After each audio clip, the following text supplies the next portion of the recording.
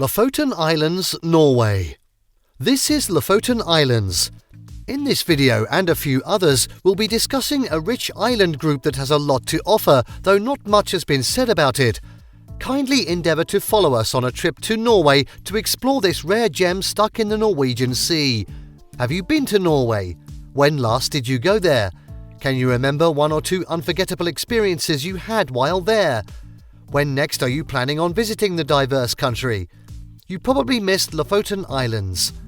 This video attempts to make up for whatever you may have missed by your failure to visit this Norwegian unique gift of nature on the sea. Welcome to Lofoten Islands. About Lofoten Islands. Lofoten is an archipelago in Norway. This group of islands is a traditional district situated in the Norwegian county of Nordland. It has distinctive scenery such as dramatic mountains with remarkable peaks, the open sea with stunning sheltered bays, and beaches and untouched lands.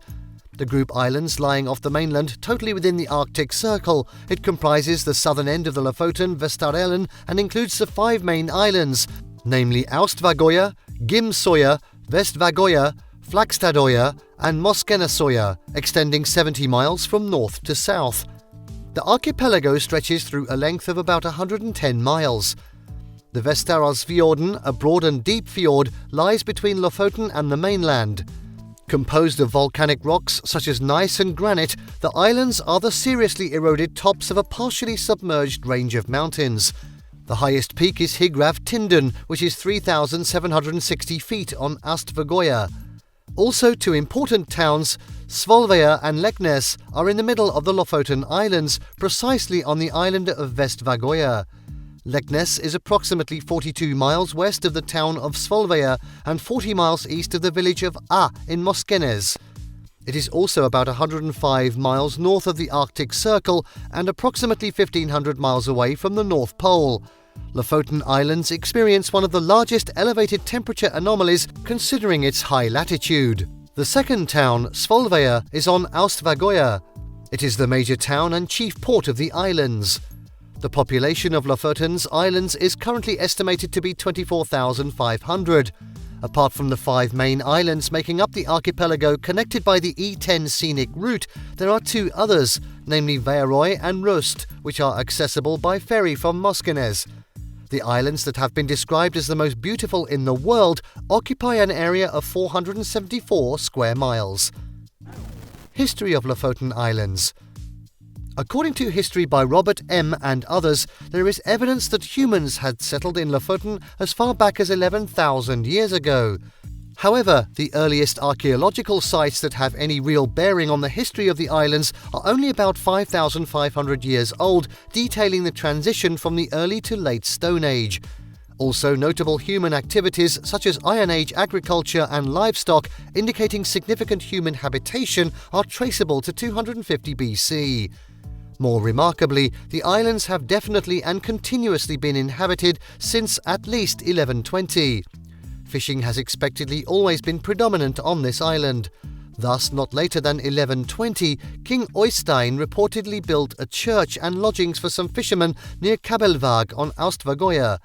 Fishing remained almost the only economic activity on the island until the late 19th century, when tourism introduced some diversification on the islands. As cod and some haddock are the principal catch on the island for the fishery business, thousands of people would come from every nook and cranny of the Norwegian west coast to the island and its areas to land and process the cod catch during the spawning season, stretching from February through April. Stockfish from Lofoten Islands, which have been dried without the use of salt in the winter wind and sun, have been exported for centuries. So for more than 1,000 years, the archipelago has been the centre of great cod fisheries, in winter especially, when the cod would migrate southward from the Barents Sea and gather on the islands to spawn. This turned Bergen in southwestern Norway into the hub for further export of cod south to other countries in Europe. This became more apparent when the trade was under the control of the Hanseatic League. As it has since the Bronze Age, agriculture continues till now to play a significant role in the lowland areas, particularly Vestvågøya. In March 1941, during Operation Claymore, the Lofoten Islands were raided by British commandos. It was also pillaged during a subsequent diversionary attack in support of the Vagsø raid in December. As of 2017, the islands have had about 1 million tourists yearly. Lofoten Islands weather. Weather in Lofoten can be crazy and erratic.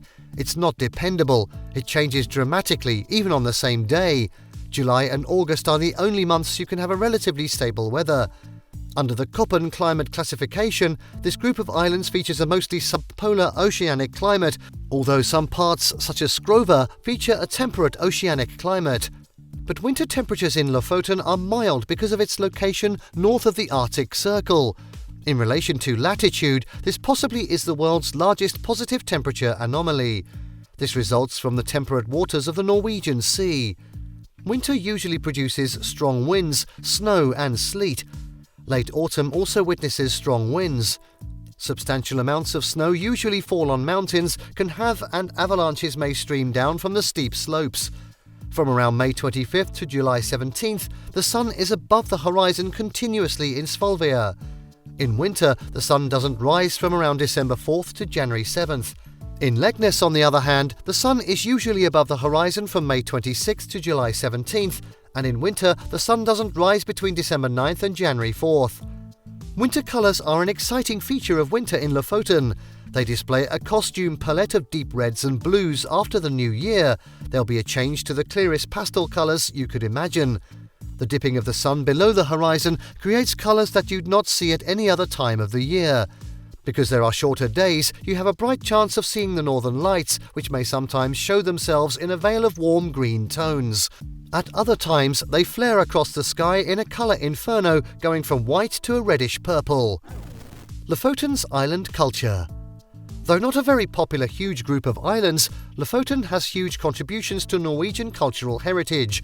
In visual arts, the International Art Festival, LIAF, is a modern art festival without a particular venue or location on the archipelago. Artists who have performed at the festival include Ida Ekblad, Kjersti Anvig, Michel Auder and Lawrence Weiner. The North Norwegian Art Centre, NNKS, in Svolvøya was established in 1979. The Nordland School of Art and Film was established in Kabelvåg in 1997. Lofoten also features in literature. Lofoten is a setting in many of the novels of Nat Hamsun. The 1922 novel of Johan Bojer, The Last of the Vikings, narrates the story of the Lofoten cod fishermen. In Giants in the Earth by Ole Rolvag, the Norwegian protagonists that settle in Dakota territory come from Lofoten. Films and television can't ignore this place. In the Maelstrom film, The Ashes of Anstein Carson are distributed in Lofoten. The Norwegian TV crime drama series Twin, which premiered on October 27, 2019 on NRK, is set in Lofoten. In the music scene, the 2004 Nurse with Wound that reached 24 unexpected radio transmissions came from the Lofoten Islands. Similarly, in paintings, the Norwegian painter Gunnar Berg became famous for his world-renowned paintings of his native Lofoten. His paintings were principally scenes of the everyday life of the Lofoten's fishermen. Christian Krogh, Lev Lagorio, Otto Sinding and Theodor Krittelsen are other artists whose work have been associated with Lofoten. Food on Lofoten Island. Lofoten's tradition and history are not just about fishing and world-class nature. The islands are rich in food and beverages which have been a major and important part of their identity. There are a wide variety of exceptional food experiences in the archipelago. You might be tempted by a guided walk in the realm of the stockfish somewhere in the outer islands of Rust. You may also want to make your own homemade cheese at the Lofoten Gardsisteri cheese factory. One thing about the food scene in Lofoten is the insistence on quality. That's why restaurants on the islands take great pride in the quality of the world-class food that they serve. Interestingly, their ingredients are sourced locally and the food is fresh. Though fish and seafood naturally appear on many menus, you have the option of adding other delicious dishes. You can now see that you can have an excitingly rewarding experience in Lofoten Islands. Please, what do you feel about this island group? Kindly tell us in the comment section below.